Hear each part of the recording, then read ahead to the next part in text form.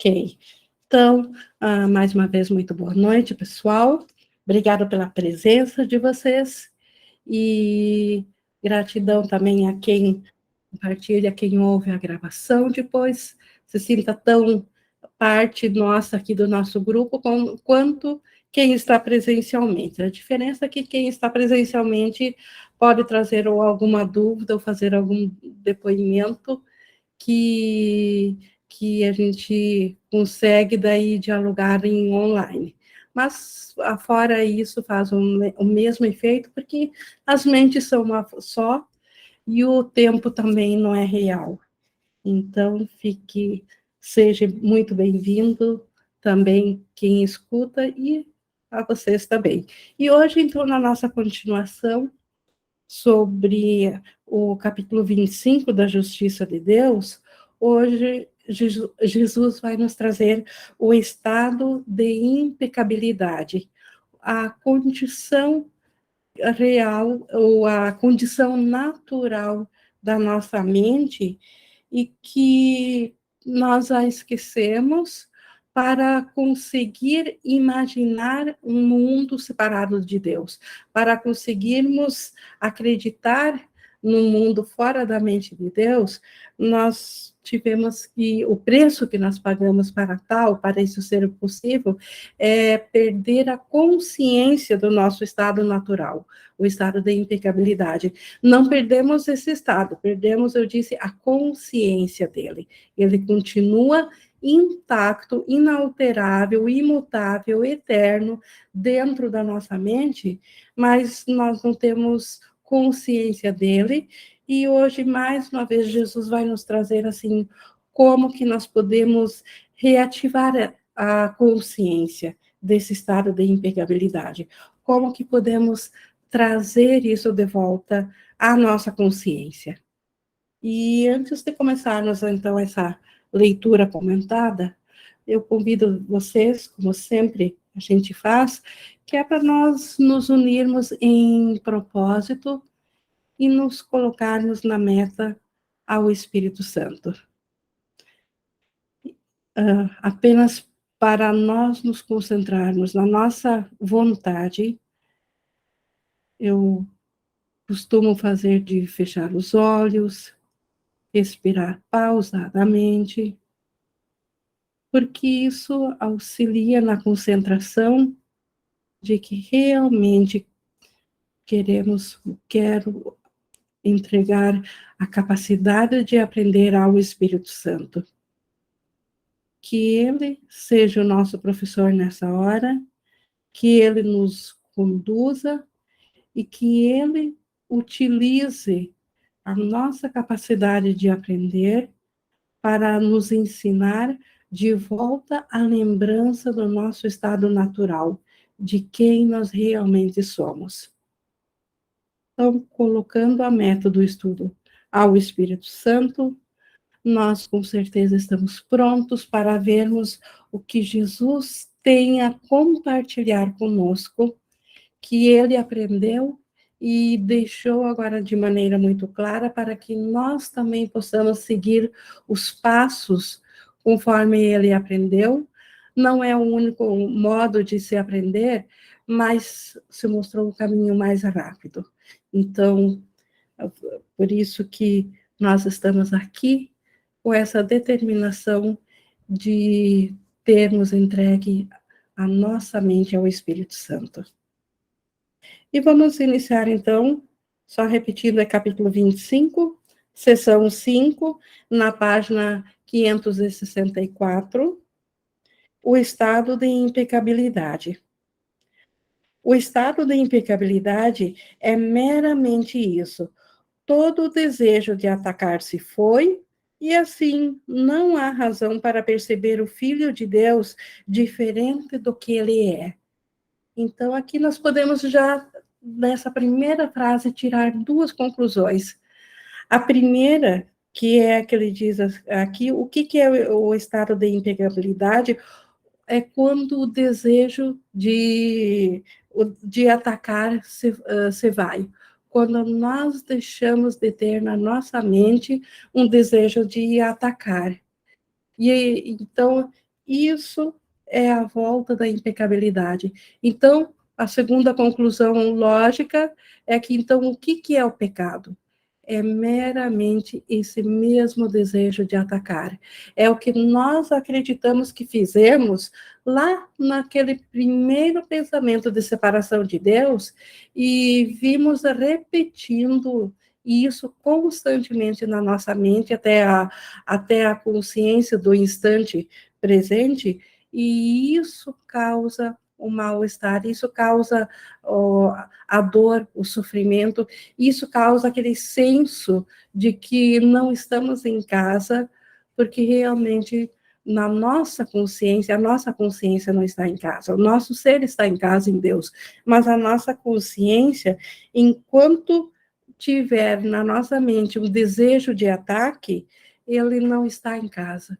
Então, o estado da impecabilidade, ele voltará naturalmente à nossa consciência, tão logo nós conseguirmos perceber esse estado de ataque, essa vontade de ataque, esse desejo, e examiná-lo, e pela nossa razão, pelo que ele já nos trouxe, simplesmente ver o quanto ele é insanidade, o quanto ele nos fere e o quanto ele vai contra a nossa real vontade, porque a nossa real vontade é ser feliz. Como a gente viu semana passada, ou foi na última aula, o quanto todos querem ser felizes, mas a questão está em como definir o que é felicidade. Então, o desejo de ataque, ele é inconsciente, ele é na mente, nós precisamos detectá-lo através daquilo que nós percebemos aqui. E devido a ele não ser suficiente para nós, ele não é digno de um filho de Deus. Então, simplesmente largar dele, deixar de apoiá-lo. E deixando de apoiá-lo, o que volta à nossa consciência é o estado de impecabilidade, ou o estado de inocência eterna. A necessidade da culpa se foi porque ela não tem propósito e não tem significado sem o objetivo do pecado.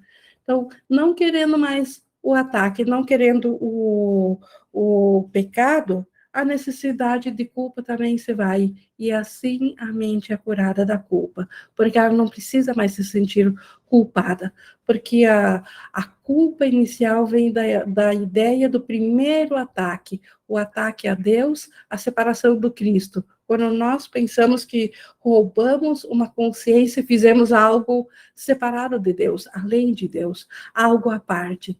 Então, isso foi o primeiro pensamento de ataque, e continuar nele foi pelo desejo de ser, de ver onde isso dá, de ser esse pecador, e agora a culpa que nós sentimos, que aparentemente tem a sua causa nas coisas físicas ou psicológicas ou emocionais que nos aconteçam aqui, elas sempre são apenas aqui o que nós vivenciamos, são as sombras projetadas do que estava lá na mente. Mas essa culpa, ela desaparece automaticamente quando o estado de impecabilidade volta à nossa consciência. E Jesus continua aqui explicando, então, nesse parágrafo, o que essa culpa e o pecado fazem à nossa mente. O ataque e o pecado estão ligados como uma única ilusão, cada um sendo a causa, o objetivo e a justificativa do outro. Então, nós atacamos por causa do pecado, para manter o pecado e para justificar que o pecado é real. A mesma coisa, nós acreditamos que somos pecadores por causa do ataque, e o objetivo é atacar, e para justificar por que devemos atacar. Então, um complementa o outro. O ataque e o pecado, eles são a mesma coisa, mas eles aparecem em formas diferentes, e um depende do outro. Eles não existem de formas separadas. Eles necessariamente precisam ocorrer os dois para um se fazer sentir. Até ele continua dizendo isso. Cada um deles é sem significado por si só, mas parece tirar um significado do outro. Então, não existe ataque sem crença em pecado, não existe crença em pecado sem o desejo de ataque, porque um tira a sua justificativa do outro. Cada um depende do outro para qualquer significado que pareça ter. E ninguém poderia acreditar em um a não ser que o outro fosse a verdade, pois cada um atesta que o outro não pode deixar de ser verdadeiro. Então, eles são interligados, são formas diferentes, mas um faz com que o outro pareça real para nós. Então, um é o complemento, a justificativa, a razão do outro. Então, ataque e pecado. O ataque faz com que Cristo seja teu inimigo e Deus junto com ele. Então, como que o ataque faz com que Cristo seja nosso inimigo? Porque o ataque, ele tem o seu nascedouro, a sua fonte, a sua origem primeira. A primeira vez que a mente concebeu o ataque, como que surgiu? Foi quando ela se separou, entre aspas, porque nunca separou mesmo, mas na sua consciência, ela se separou do Cristo, do Filho de Deus. Quando houve na mente esse afastamento. Então, se ela separou de Deus, do Filho de Deus, do Cristo, o que ela fez? Ela atacou o Cristo. Ela, na sua consciência, ela tirou a consciência da própria vida do Cristo. Então, por isso que o ataque agora faz com que pareça que o Cristo e Deus sejam inimigos, porque o Cristo é uno com Deus. Se eu, para existir separado, precisei me separar de Cristo, então agora eu tenho um inimigo, aquele de quem eu me separei. Então, por isso que o ataque faz com que o Cristo e o próprio Deus pareçam o nosso inimigo. Como podes deixar de ter medo com inimigos tais como esses? Então, isso explica também a razão da nossa mente ser tão vulnerável ao medo. Quem não sentiria medo diante de inimigos com o poder do próprio Deus e do poder de Cristo? Então, como que isso não poderia ter feito tal estrago na nossa mente? Como que nós poderíamos nos imaginar sendo um ser separado, à parte, e não temer um inimigo do tamanho do Cristo, do tamanho de Deus? E como podes deixar de ter medo de ti mesmo? Então, do ser que eu sou, olha o que eu fiz, como que eu deixaria de sentir medo de mim mesmo? Pois feriste a ti mesmo e fizeste do teu ser teu inimigo. Do teu ser está em maiúsculo, do Cristo que nós somos. Por quê? Porque ao a consciência imaginar-se separada do Cristo, e o Cristo somos nós, de quem que nós nos separamos? De nós mesmos. Então, agora, eu mesma, o Cristo que eu sou, ele aparentemente é um inimigo do eu consciência individual, do eu que é esse ser projetado pelo ego, essa fração de consciência que acredita que é um ser especial, que é um ser, um ser físico e psicológico. Então, eu mesmo, Cristo, aparentemente sou o meu inimigo. E agora tens que acreditar que tu não és tu, mas algo alheio a ti mesmo, alguma coisa a ser temida em vez de amada. Então, agora eu não sou mais o Cristo, agora eu sou essa outra coisa, agora eu sou esse ser individual, esse ser físico e psicológico, não sou mais o Cristo, então agora o meu ser, o Cristo, ele vive só no amor, ele é só para ser amado, mas o ser que eu sou agora, ele não é mais o Cristo, então ele não é mais o ser para ser amado. Quem iria atacar qualquer coisa que percebesse como totalmente inocente? Então, aqui até a psicologia, até mesmo aqui na separação, a psicologia do mundo explica aquilo que nós percebemos como totalmente inocentes, nós não atacamos. Então, por isso é tão fácil nós olharmos para uma criança recém-nascida que pareça inocente, porque ela aparentemente está indefesa, ela não tem como nos atacar, e então nós não a odiamos. Mas basta passar alguns anos ou algum tempo, quando ela tem o poder de parecer maior e de ter vontade própria, e já nós conseguimos perceber um inimigo. Então, para ver que é impossível atacar aquilo que nós vemos como inocentes, é preciso ocorrer essa inversão, colocar de cabeça para baixo a consciência do Cristo que nós somos para conseguir odiar ele. Mas seguindo aqui, e quem, porque deseja atacar, pode deixar de pensar que tem que ser culpado para manter o desejo, enquanto quer a inocência. Então, nós queremos a inocência do próprio ser, cada um quer isso. Mas, se para nós a inocência é o meu ser separado, como que eu não vou querer atacar o meu irmão, porque aparentemente ele está impedindo de eu ser inocente? Eu seria inocente se eu não fosse confrontada pelo meu irmão, se eu não fosse confrontada pelas situações, se eu não fosse confrontada pela dor do próprio corpo, então o próprio corpo é meu inimigo. Eu seria inocente se algo não tivesse me prejudicando ou impedindo esse estado de ser. Então, isso o ser pequeno, ele imagina. Então, se eu quero atacar aquilo que aparentemente está fora de mim, como que eu não vou me sentir culpado com isso? Então, é impossível atacar, encontrar um estado de inocência sozinho, mantendo a consciência trancada fora do Cristo, fora do ser. Pois quem poderia ver o Filho de Deus como um ser inocente e desejar a sua morte?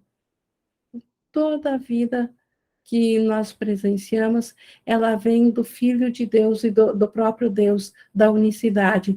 Então, quem que poderia ver a inocência e ainda querer atacar isso? E cada vez que eu desejo atacar o meu irmão, ou atacar o meu corpo, porque eu acredito que ele esteja me ferindo, eu estou atacando de volta. Então, como que eu poderia ver a inocência? Cristo está diante de ti e a cada vez que olhas para o teu irmão. Isto é um fato.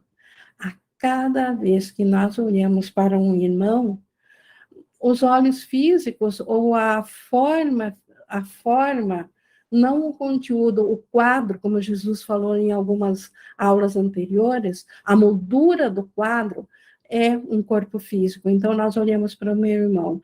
Mas, na verdade, Cristo está presente cada vez que nós olhamos para um irmão. Então, a moldura é o irmão físico, o irmão psicológico, mas o quadro que a moldura enquadra ainda é o Cristo. Por isso que o Cristo está diante de ti. E não importa o comportamento do irmão. Isso não se trata só dos irmãos especiais ou só daqueles que nós julgamos mais santos. Isso é cada irmão, cada ser vivo, não importa o quanto ele possa parecer agressivo, no quanto ele possa ter parecido pecador, ou do quanto é gritante a insanidade do comportamento dele. Por detrás a realidade desse pensamento que se acha separado, a realidade dele ainda é o Cristo. E o Cristo, ele não foi embora porque os teus olhos estão fechados. Então, Jesus chama de olhos fechados quando nós olhamos com a interpretação física, quando nós olhamos para a moldura, quando nós olhamos com o corpo e não com o pensamento do Espírito Santo. Os nossos pensamentos, os nossos olhos reais, que veem o Espírito, que veem o Cristo, eles estão fechados. Então, e o Cristo, ele não desaparece só porque nós nos identificamos com os olhos físicos, que Jesus aqui se refere aos olhos fechados. Mas o que há para ver quando buscas o teu Salvador, vendo-o através de olhos que não veem? Então, como que nós poderíamos ver o Salvador se nós não estamos olhando com os olhos que veem? Se estamos olhando com olhos que não veem, ou seja, se estamos olhando com os olhos físicos ou com o pensamento do ego, com o pensamento do especialismo, com o pensamento da separação. Como que nós poderíamos ver o Salvador está diante de nós? Mas o que que nós poderíamos ver desse Salvador se não estamos olhando de fato?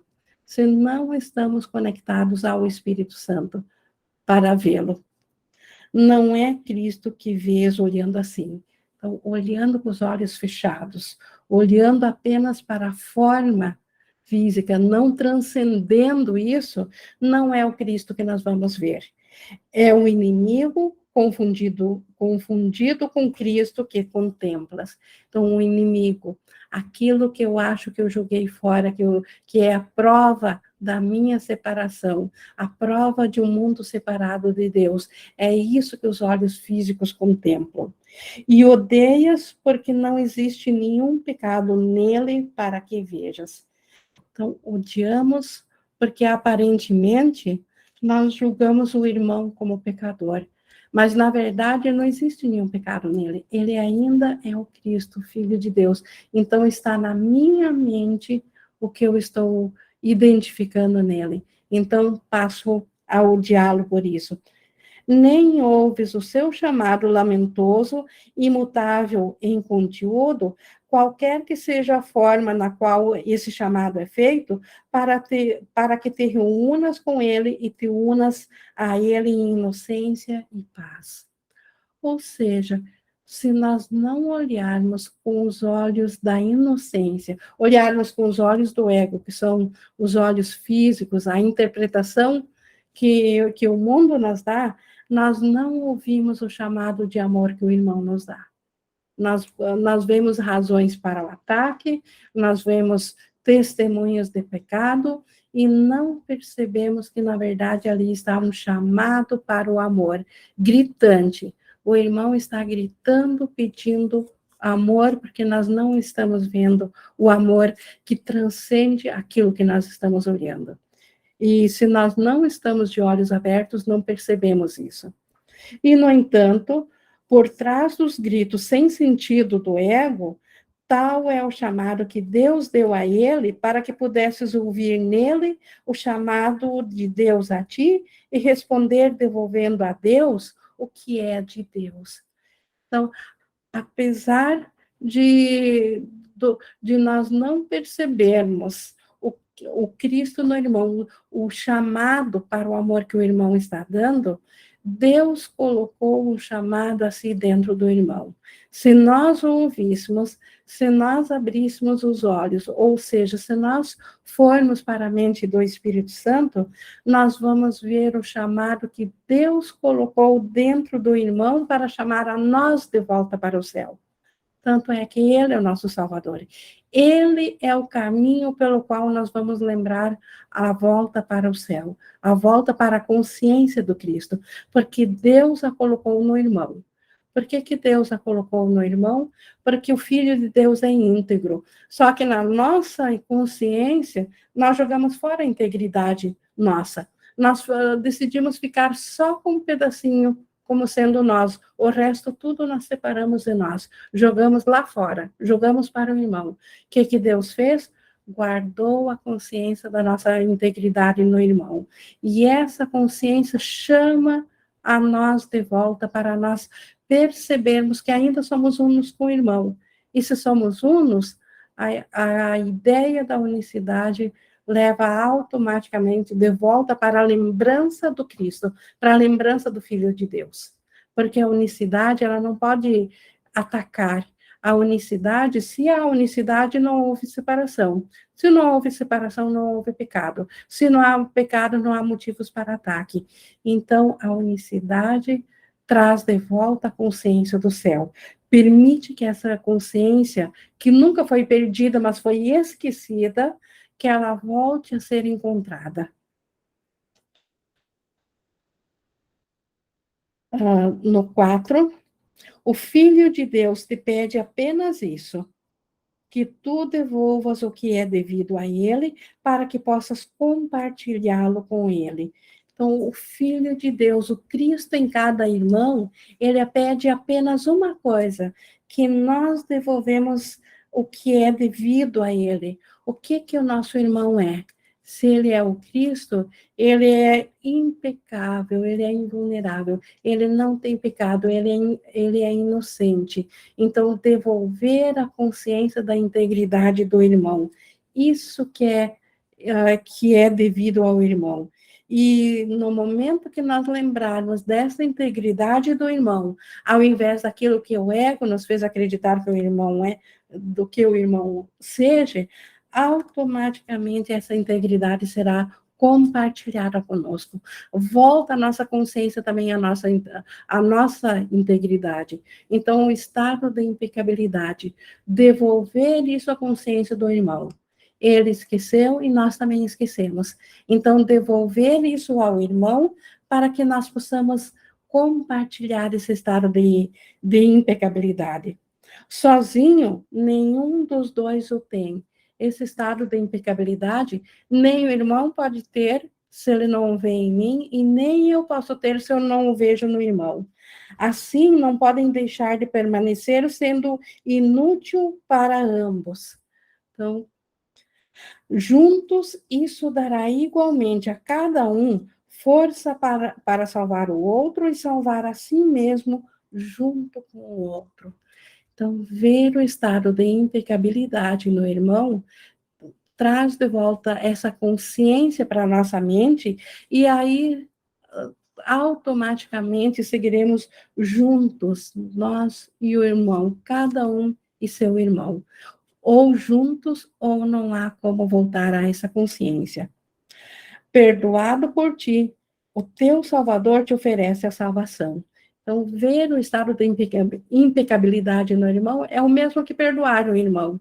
Perdoar o irmão pelo que ele não fez, porque ele nunca fez aquilo que o ego nos disse que ele fez, aquilo que olhos que não veem, que estão fechados, viram, porque olhos que não veem, veem apenas um comportamento físico, eles não veem além, eles não veem o espírito, eles não veem o que é imutável e eterno no irmão, que é a sua mente que serve ao espírito, só porque ela, enganada, assim como nós, decidiu servir ao físico, isso não significa que ela mudou, ela apenas está enganada. Então, a inocência continua lá. Então, isso é ver essa inocência, ver esse estado de impecabilidade, isso é perdoar o irmão. E por isso que, e perdoado, ele se torna nosso Salvador. Condenado por ti, ele te oferece a morte. Então, assim como o irmão pode ser o nosso Salvador, ele também nos oferece a morte se nós o condenarmos, porque ao condenar o irmão, automaticamente nos sentiremos condenados. E condenados, o preço para a condenação, o que ela traz é a morte. Em cada um apenas vês o reflexo do que escolhes que ele seja para ti. Então, não é verdade que o irmão é aquilo que o comportamento do ego nos mostra, ou aquilo que a mente equivocada nos mostra do irmão. O irmão é aquilo que eu escolho ver nele. E eu posso ver a inocência nele, através do Espírito Santo, e aí ele é meu Salvador, e eu posso olhar através do ego, e aí eu vou condenar a ele, e eu também me sentirei condenada. Se te decides contra a função que lhe é própria, que é essa do perdão, a única que ele tem na verdade, estás privando-o de toda a alegria que ele teria achado se cumprisse o papel que Deus lhe deu. Deus deu o papel do irmão dele ser o nosso Salvador. Se eu não o vejo como inocente, eu estou impedindo dele de ser meu Salvador. Se ele não é meu Salvador, eu estou impedindo ele de realizar o papel que Deus deu a ele. Deus deu a cada um o papel de ser salvador. E eu estou impedindo o irmão de ter essa alegria. Mas não pense que o céu fica perdido apenas para ele. Ninguém, nem é possível recuperares o céu, a não ser que o caminho seja mostrado a ele através de ti, para que possas achá-lo caminhando ao seu lado. Então, o irmão ganhou o mesmo papel que nós ganhamos de Deus, o papel de servir como nosso Salvador. Se nós não aceitarmos olhar com olhos que veem, ou seja, com o Espírito Santo para o irmão, nós estamos impedindo ele de ele ser o nosso Salvador, e impedindo isso, nós estamos impedindo a alegria nele, impedindo de ele saber do céu. Mas ao fazer isso, nós estamos impedindo a nós mesmos, nos condenando a nós mesmos a mesma experiência triste de não saber do céu, de não saber da segurança e da integridade, de não saber do amor de Deus. Então, ou ambos caminham lado a lado em direção ao céu, ou ambos caminham em direção à dor ou ao inferno. Não é um sacrifício que ele seja salvo, pois através da sua liberdade ganhas a tua própria. Então, como pode ser demais nós decidir olhar para a santidade do irmão? De repente o ego diz, não, mas esse aqui aprontou demais, não, mas o comportamento desse aqui é agressivo demais, ou esse aqui fez uma coisa imperdoável de tão grande. E Jesus nos garante, não é um sacrifício ver ele a salvo, ver o Cristo nele. Por quê? Porque na própria liberdade dele está a nossa liberdade. Então, como que pode ser um sacrifício aquilo que é que vai trazer a nossa liberdade? Aquilo que vai nos trazer a paz e a alegria de volta à mente. Aquilo que vai nos salvar de todo conflito, de toda consciência de separação de Deus. Como que isso seria demais oferecer isso ao irmão quando essa visão traz isso tudo de volta? Permitir que a sua função seja cumprida não é senão um meio de permitir que a tua também seja. Permitir que o irmão seja o nosso salvador, porque essa função dele, a real função, não a que o ego deu. A do ego é que ele seja nosso algoz, aquele que se separou e aquele que é o culpado pelo nosso mal-estar. Mas em Deus, em Cristo, a função dele é ser o nosso salvador. E ele cumprindo a função dele, nós seremos salvos. Então, e o nosso papel de salvador em relação a ele é o mesmo dele em nossa relação, então, em relação a nós. Então, nós também cumprimos com o nosso papel. Nós também o vemos como salvador. E assim, então, a função, quando a dele não é cumprida, a nossa também não é cumprida, e assim caminhas rumo ao inferno ou rumo ao céu, mas não sozinho, sempre com o irmão, ou juntos em rumo ao céu, ou juntos rumo ao inferno. Como será bela a sua impecabilidade quando a perceberes? Então, Jesus nos garante como é belo olhar para o irmão quando olhamos para a impecabilidade dele. Quando transcendemos aquilo que o ego nos mostrou e olhamos com olhos que enxergam. Quando olhamos para a realidade eterna e imutável nele. Como é belo isso! E como será grande a tua alegria quando ele estiver livre para oferecer a dádiva da visão que Deus deu a ele para ti. Olha que coisa libertadora e linda. Deus deu para o irmão uma dádiva de libertação para nós. É nas mãos do irmão que está a nossa salvação. Deus ofereceu a dádiva que traz de volta a alegria e a cura da nossa mente, ele a ofereceu para que o irmão a desse a nós. Nós só precisamos olhar para o irmão como ele realmente é, e não para aquilo que o nosso desejo de ataque quer ver. Ele não tem necessidade alguma, senão essa, que permitas que ele tenha liberdade para completar a tarefa que Deus lhe deu. Então, tudo que o irmão precisa é isso, que nós demos liberdade para ver a santidade nele, para ver a impecabilidade. Como que nós oferecemos isso?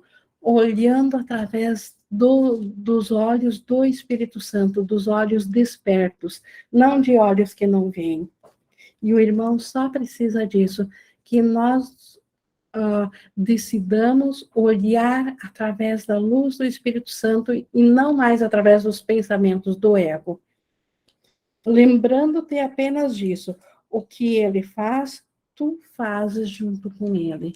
Então, o seu irmão é nosso Salvador, se ele é inocente, se nós vemos o Cristo nele, conforme o Espírito Santo nos mostra, nós somos assim junto com ele.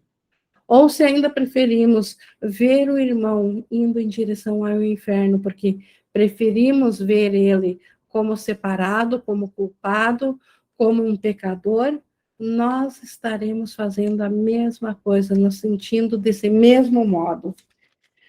E do modo como vês, assim defines a função que ele terá para ti, até que o vejas de maneira diferente e deixas que ele seja o que Deus designou que fosse para ti. Então, assim como nós vemos o irmão, assim ele é para nós. Se nós queremos ver ele como um ser separado, ele será aquele que, para provar a separação, ele irá nos ferir, para garantir que isso seja real. Mas isso até nós decidimos ver de modo diferente. No momento que nós decidimos ver com os olhos da luz, com olhos abertos, não com olhos que estão na escuridão, imaginando um ser para esse irmão, e sim com olhos abertos que olham para o espírito, para a real inocência dele, é assim que o irmão finalmente poderá desempenhar a própria função que Deus deu para ele. E Deus deu a função dele ser o caminho para o nosso retorno ao céu. Porque nós só poderemos voltar juntos, nós e o irmão, cada um ao lado do irmão, nunca sozinho. Então, Deus deu esse papel para ele ser o nosso Salvador, ele ser aquela companhia que nos torna íntegro, que traz de volta a consciência do céu. Então, o irmão, mas ele só pode fazer isso por nós no momento que nós mudarmos a nossa mente do ego para o Espírito Santo. Então, nós precisamos ver com olhos diferentes. Aí o irmão terá uma função diferente. Não dentro da separação, dentro da unicidade. Contra o ódio que o Filho de Deus pode acalentar contra si mesmo, acredita-se que Deus é impotente para salvar o que ele criou da dor do inferno. Então, acreditando na separação, acreditando no ódio, quando nós decidimos ser separados do Cristo, aparentemente para nós Deus agora é impotente. Dentro do pensamento do ego, Deus parece impotente para nos salvar da dor do inferno, tanto a nós quanto ao irmão. Mas no amor que ele demonstra por si mesmo, Deus é libertado para deixar que a sua vontade seja feita. Então, dentro do ódio, dentro do sistema de separação do ego, aparentemente Deus não tem força alguma para nos salvar. Mas se nós olharmos no amor, se nós olharmos no Espírito Santo, aí Deus simplesmente será, a vontade de Deus será estendida dentro de nós. No teu irmão, tu vês a imagem do que acreditas que tem que ser a vontade de Deus para ti. Então, no irmão, se eu acredito que separei de Deus e que agora sou merecedor do castigo de Deus, como que a imagem do irmão não vai parecer ser um executor disso? Como que eu não vou ver o meu irmão sendo um agressor? Mas se eu permito, através da correção do Espírito Santo, aceitar a expiação para mim mesmo, que diz que nós não nos separamos de Deus, e olhar para o irmão será testemunha de que nós não nos separamos de Deus, porque ele será a própria imagem de Deus para nós, a própria lembrança de Deus volta a nós quando nós olhamos para a inocência de Deus, do irmão, quando olhamos para o Cristo do irmão. No teu perdão, compreenderás o seu amor por ti. Então, no perdão do irmão, é o transcender aquilo que o ego nos mostrou. Então, perdoar o irmão pelo que ele não fez. E nesse perdão, nós compreenderemos o amor de Deus por nós. E nós o veremos a partir do testemunho do irmão. O próprio irmão será o testemunho de Deus para nós, porque nós ainda estamos com a consciência fora do céu, então não estamos diretamente em comunicação com Deus e com Cristo.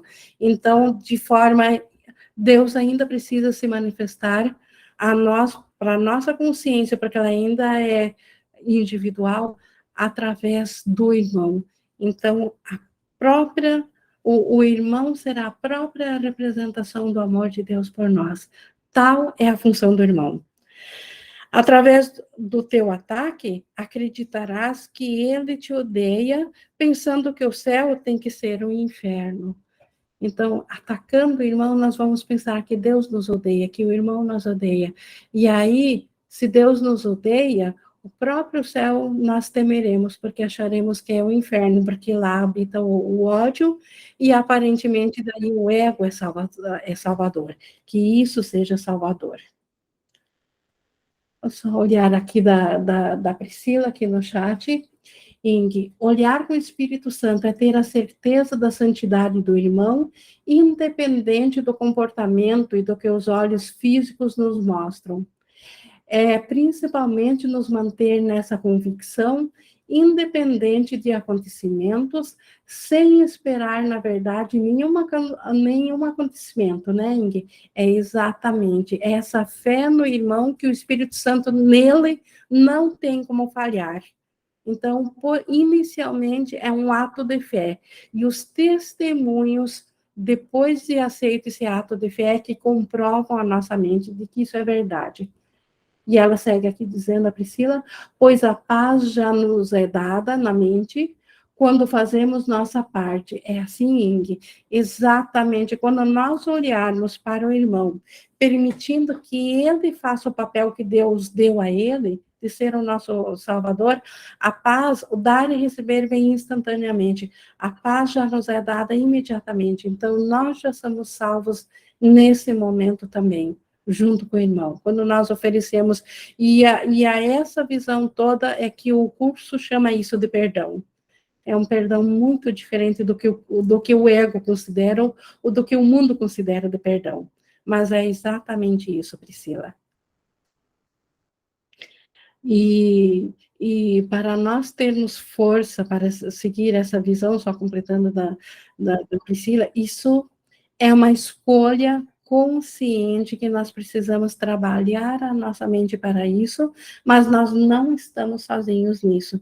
Jesus e todos que já não têm mais ego emprestam os seus pensamentos a nós, basta nós aceitar essa ajuda. Então, ninguém está sozinho, porque o ego facilmente diz, isso compreendo, isso faz sentido, mas é muito difícil de ser feito. Não é difícil quando nós nos abrimos para essa ajuda. Nem para fazer isso nós estamos sozinhos. A única coisa que nós temos que fazer sozinhos é a decisão para aceitar esse pensamento. O resto já nos é traçado pelo Espírito Santo e pelos pensamentos que nos auxiliam. Pensamentos do Cristo, de todos que já estiveram aqui e já não acreditam mais no ego e nos auxiliam. O curso fala, às vezes, principalmente nos exercícios, nos anjos de Deus. Os anjos de Deus são pensamentos que nos acompanharam aqui na separação, mas que não acreditaram na separação. Então, ainda são pensamentos puros, que não se identificaram de forma física, porque são da nossa mente separada, mas nós acreditamos na ocasião da separação, acreditamos no ego. Anjos são os pensamentos, ou a parte da mente que não acreditou no ego. Então, esses pensamentos continuam presentes ao nosso redor ou na nossa mente, assim como o Espírito Santo, para nos auxiliar nessa decisão de nós vermos agora com o Espírito Santo e não com o ego, de olhar a inocência do irmão ao invés do que o ego quer que nós olhemos. Mas seguindo aqui para completar, aqui no 6.5, olha mais uma vez para o teu irmão, não sem a compreensão de que ele é o caminho para o céu ou para o inferno, conforme tu o percebes. Então, esse é o segredo, conforme tu percebes. O irmão, aparentemente, o ego diz que o irmão, primeiro, ele está lá fora fazendo o que está fazendo, e eu depois sou efeito disso. E é exatamente o contrário. O irmão, o que eu vejo no irmão é o efeito de como eu o percebo. Ou eu o percebo na inocência, na visão do Espírito Santo, ou eu o percebo como o pecador na visão do ego. Então, primeiro, na minha mente, há uma decisão. Como que eu quero percebê-lo? E o que eu vejo aqui no mundo sobre o meu irmão, meramente atesta o que eu escolhi. Então, como que eu poderia saber da minha escolha na mente se o irmão não a mostrasse a mim? Então, o que o irmão testemunha é exatamente o que eu quero perceber, e agora eu sei o que eu quis perceber, e posso mudar se eu ainda o vejo como meu algoz, aquele que me causa sofrimento. Vou ver aqui da Priscila, muito maravilhoso, a salvação depende só de mim, exatamente. E a Lourdes colocou, todo ataque que sinto vir do meu irmão é o meu desejo de atacar? Sim, Lourdes, mas não o desejo consciente aqui do comportamento, é o desejo inconsciente da mente que você nem saberia que você tem, se o irmão não o representasse, se o irmão não te mostrasse aquilo que tu agora acredita que deve ser atacado. Então, o irmão como espelho, ele te mostra exatamente o que está na mente. E, como eu disse, isso não é da Lourdes comportamental, não é da Lourdes intelectual aqui, que quer atacar, é da Lourdes mente, da Lourdes, da mente do tomador de decisão, que ouviu, que teve aquele pensamento de separação e ouviu isso como sendo verdadeiro e permaneceu nisso, mas que agora se dá conta que o preço que pagamos para ser esse mundo separado é alto demais. Então, ali que está o desejo de atacar, na mente, na mente atemporal. Então, lá que está o problema, lá que está a solução. E a solução, então, é olhar para o irmão com o Espírito Santo. E aí nós vamos ver a inocência nele. E quem que quer atacar a inocência? Não há como atacar a inocência. O irmão, ou o Espírito Santo, nos prova que o irmão ainda é inocente, porque o Espírito Santo transcende a parte física do irmão, ele nos mostra o Cristo no irmão. E aí, quem que ainda atacaria a inocência do Cristo, sendo ele mesmo? Então, é por aí que acontece a correção. Então, indo à mente e vendo com o Espírito Santo. Mas só para completar aqui no 6.6, então, pegar então aqui do 5, só para pegar o fio da meada toda. Olha mais uma vez para o teu irmão, não sem a compreensão de que ele é o caminho para o céu ou para o inferno, conforme tu o percebes. Mas não te esqueça disso. O papel que dás a ele é dado a ti e caminharás pelo caminho que apontaste a ele, porque esse é o teu julgamento a respeito de ti mesmo. Esta é a maior lição do Espírito Santo aqui. O papel que eu dou ao meu irmão é aquele que eu dou a mim mesmo. Se eu dou o papel de que meu irmão é pecador, eu recebo esse mesmo papel. E, e o que eu quero para. E aquilo que eu aponto para o meu irmão, eu receberei para mim mesmo. Então, se eu condeno o meu irmão, eu serei condenado a mim, eu estarei me condenando a mim mesmo. Mas se eu liberto o meu irmão, eu serei libertada. Então, a salvação consiste nisso. O tomador de decisões precisa estar consciente disso para escolher novamente, escolher a inocência do irmão ao invés do irmão pecador. Porque a nossa própria liberdade e a nossa paz de espírito, a nossa volta da consciência do Cristo depende disso. E graças a Deus que ele deu essa função ao nosso irmão, porque de ser o nosso salvador. Porque o ego, ele planejou um sistema para ele se autopreservar quase infalível a tudo, quase infalível ao próprio Deus, porque pelo ego nós jamais poderíamos voltar a ter consciência da inocência. Só através da graça de Deus mesmo que teve essa dádiva de colocar o Espírito Santo em cada fraçãozinha de mente.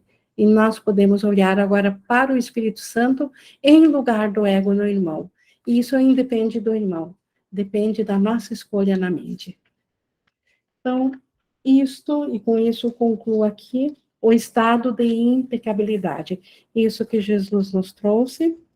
E na continuação, semana que vem, então, a função especial. Nós vimos bastante aqui, falando hoje do papel que Deus deu ao irmão, de ser o nosso Salvador, e deu esse mesmo papel para nós, de ser o Salvador do irmão. Então, na próxima sessão, nós vamos ter uma sessão inteira falando da função especial, da nossa função especial aqui, enquanto nós ainda acreditamos estar aqui. Nós já tivemos aqui uma interação pelo chat, mas concluída aqui a sessão, nós estamos abertos, então, aqui para quem queira compartilhar ou trazer mais alguma coisa. Algum testemunho ou alguma dúvida, alguma coisa que queira reforçar.